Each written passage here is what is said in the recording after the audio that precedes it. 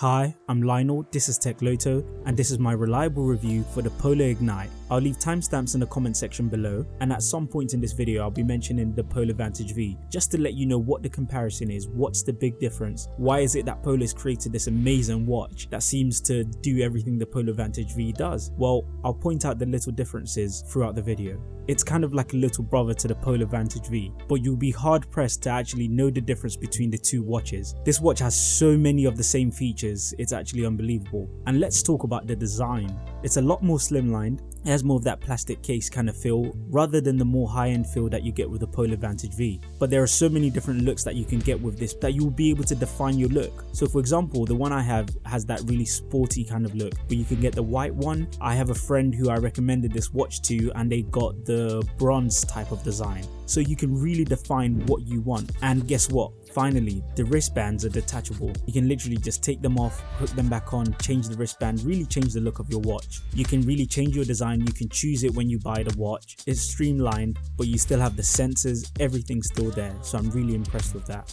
The user interface is fantastic. I really like how smooth it is. One thing I complimented about the Polar Vantage V was the moving of the touchscreen, that it felt really good. They've kept that high standard, it feels really fluid. I think they've done this really well. Also, it has a brighter look to it, so instead of that dimmer display that you have with the Polar Vantage V or with the Polar Vantage M, you actually have a more digital look to this. It's impressive that they're able to do this. Also, the screen doesn't stay on all the time, so it automatically goes to sleep and then you just have to move your wrist, tap the screen, tap the button to get it back on. So let's move straight into it. First we go into the activity section. Here you can see if you've completed your activity goal, you can see your step percentage and it will give you that in a percentage, and I also like that it does this dial wheel around the watch just to let you know how you're progressing through the day. The other positive thing is you get to see your calories burned. If you've watched my previous videos, you know I much prefer calories burned and activity over steps taken. Health and fitness is not about steps. Moving on, the heart rate section. It's pretty simple. On the main page you can see your heart rate. There are fewer buttons around this watch, so all you have to do is tap into it. You'll see your average heart rate and you'll see your maximum heart rate throughout the day. Minimum, maximum, it lets you know. The next section is the training section. Here you're able to view your most recent training sessions, so whether you've been running, whether you've been to the gym, all of that is right here. Obviously it only shows you a certain amount, but it gives you a good number, so you can really scroll through and you can see all the details. Pretty much everything you're able to see on the app on your phone, you're able to see right here. So that includes calories burned, that includes heart rate zones. It's really informative. When I want to have a quick glance at what I've been doing, I can and still see the details, and when I want to deep dive, then I can go onto the app, and even more importantly the web app, but I'll talk about that later on. So let's move on to nightly recharge. I've spoken about this in my previous videos. I'm so impressed with the nightly recharge. Not only does it take in how much time you've spent sleeping, it also considers how you slept, and then it gives you a rating. So for all those people who just think, oh, I've slept 8 hours, I slept great. No, let's look at how you slept. It does this by looking at your sleep over 28 days. Even though it starts giving you ratings early on, but after 28 days it gets a full picture of how you sleep, and then it rates your sleep based on that. Now that's impressive. But this by far is my new favorite feature added to the Polar watches, Fit Spark. Super impressive. Here you see 3 options. Here you have strength, cardio and supportive. Based on the exercises you've been doing, the watch will actually recommend what you should be doing. So if you spend all your time in the gym lifting weights, the watch is going to tell you need to do some cardio. If you're spending all your time doing cardio and lifting weights, it's going to say you need some supportive work. Now, the supportive part is something I really appreciate. This is a fantastic feature, and I like the fact that you're not bound by things. So even though it's recommending cardio today, it'll still give you an option to say, here's some mobility exercises that you can do. You can either train your core if you don't feel like cardio, and you can incorporate some of the cardio recommendations with your actual normal run, but I'll go into that later. So let's look at some of the exercises when we select the supportive side of things.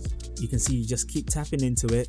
It'll show you the exercises, tell you how long you need to do them for. There's a little animation which is really helpful, and if you tap into that, you see concise and detailed instructions about what you should be doing, how you should do the exercise, how you should perform it properly. I really appreciate it because the animation is helpful if you're used to doing exercises like that, but if you're not, you can see it right here. I like the fact that I don't have to go on the internet and Google how to do this. Definitely look at Fit Spark. It's a great feature for the watch and it's something you shouldn't miss out. So if you know a bit about Polar, you're probably wondering, wait a minute, where's the cardio load status? Lionel, you've spoken about this in previous videos. You've said this is the best feature that stands out to you when it comes to Polar watches. Well, the thing is, with the Polar Ignite, you haven't lost that feature. You still have it, just not displayed on the watch. You have to go into your app on your phone to see your cardio load status. And I've covered this in previous videos, but the cardio load status just tracks how you've been training for the past 28 days again, and then it'll start saying to you, you look like you're overtraining here, you need to calm down. Or you're under training. You're going to lose your fitness if you don't start training, or it will tell you that you're maintaining. It's a really good feature, and you can see it here on the Polar Vantage V, which I always have on my wrist. But you still have it on the Polar Ignite. All you have to do is go into your app and see it to make use of it. And I would definitely recommend making use of that. Literally, when I've tracked mine, I can see when I'm going to get sick. I go hard for 3 weeks. On the 4th week, I get sick. It tells me I'm overtraining, I will get sick. So let's go to starting a workout. There's only one button on this watch. Press the button on the bottom left hand side. It will take you into a section where you can see all the features, training, settings, serene, but you want to tap start training. Select start training. Here you can see all the exercises that you've loaded. You can even click the little gear to select the settings of your training. This is what I was talking about previously, where you can access the training suggestions from FitSpot and you can incorporate that with your exercise. I find that it works really well with running. It'll tell you stay within a certain heart rate zone and it'll keep vibrating if you're going beyond those heart rate zones. But here I'll show you how it works. You can scroll to the side instead of up and down like the Polar Vantage V. Select your training. Here include different things like the interval timer. Now the very interesting thing is it doesn't have race pace. Race pace is another thing that I've used. In fact, I used it yesterday to improve my 5K time. All it really is that you can say this is the distance I want to run. This is the time that I want to run that distance in. While you're running, you'll be able to see whether you're keeping up with it.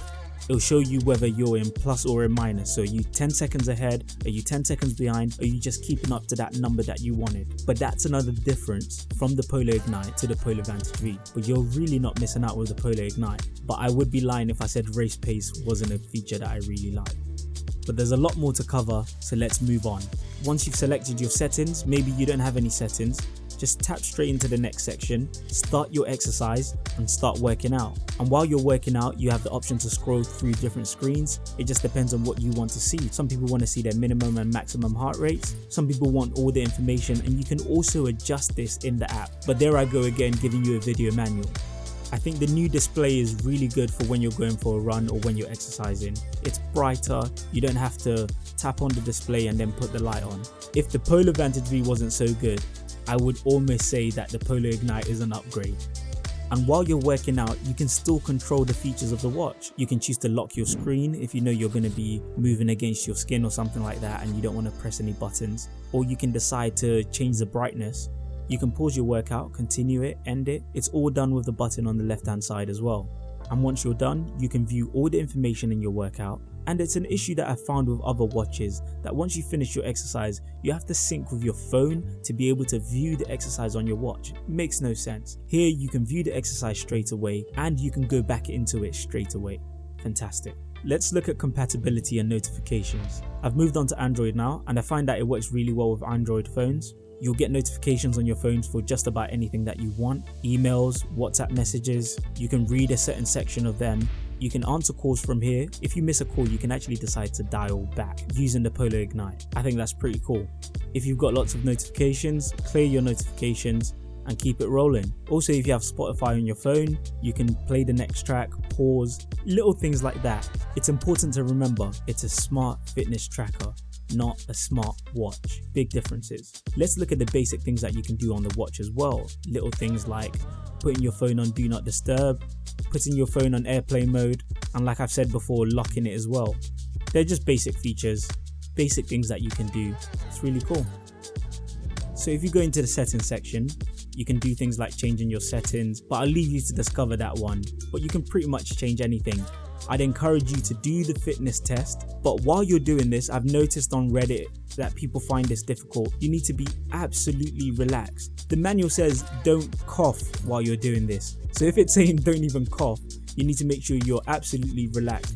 pretty much lying in bed when you wake up first thing in the morning, put the fitness test on, and then you'll see your latest results. To my surprise, because I haven't done this recently, it didn't give me a latest results. I thought it just kept the results there, but apparently it doesn't. Here you can do your timer, and last but not least, serene breathing. It's not something that I really make use of, but I probably should make use of it more, just to kind of have a lull in the day, a time to relax, take a few deep breaths, and then get things moving. I've done it once or twice, and it's pretty much telling me I'm not relaxed enough, and I don't like that. So, the big thing about Polar. If you've had something like Fitbit and now you're moving on to the Polar, it can be overwhelming when you see all the data on the app. But the more you use it, the more you actually see the benefits, the more you get to know which parts stand out to you. The one thing I would encourage you to do that I've done recently is using the Polar Flow web app. So making sure you go on the internet, switch on your laptop or your desktop, really get a deep dive into that information, see your stats throughout the year, making use of things like your index runner number. It's really informative, and if you're looking to improve your fitness and get better times at running and things like that, it's really good to actually use the web app. So to conclude, the Polar Ignite is a fantastic watch that has exceeded my expectations. Nowadays there's so many fitness watches and so many fitness trackers that it's hard to get something that does what it says on the tin, but the Polar Ignite is that and much more. If I'm being honest, it really rivals its big brother, and if I didn't already have the Polar Vantage V, I would be considering what's the point of getting the Polar Vantage V when the Ignite does so much already. It's a watch that I would recommend and that I have recommended to my friends and family.